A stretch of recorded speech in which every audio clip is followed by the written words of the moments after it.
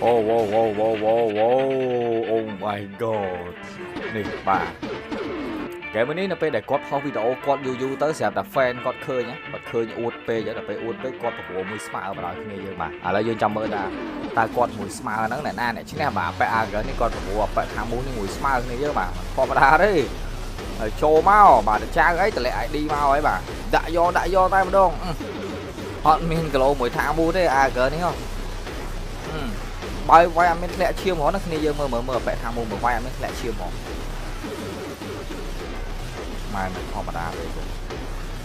ហើយតង់ទី3នេះ2ហើយបន្តអត់ឈ្នះទេបាទឥឡូវគឺដាក់តង់ទី3នេះគឺបញ្ចប់ហ្គេមហើយជមើលគាត់វាយគាត់អាចវាយឈ្នះអូ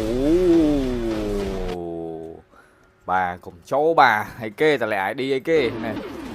តម្លាក់ ID ចូលមកវាយគ្នាបាទដាក់ ID ដាក់អីទៅគឺថាប៉ែថាមូបាទគាត់ចង់សាកល្បងអញ្ចឹងណា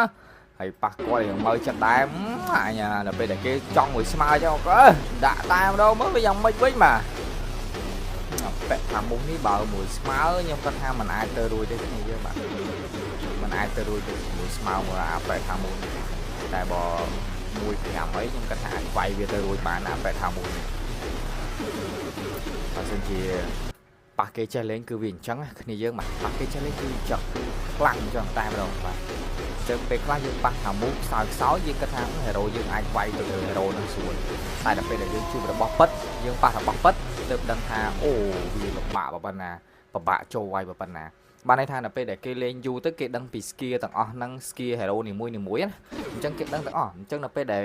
យើងប៉ះវាយគ្នាប៉ះអីគឺយើងអត់មិនបាច់បារម្ភមិនបាច់ខ្លាចភ័យទេព្រោះយើងដឹងថាអត់អីទេយើងអាចមួយស្មើមួយ hero ហ្នឹងបានដូចឥឡូវហ្នឹង AG មួយថាមួយអញ្ចឹងចង់ក្រោយ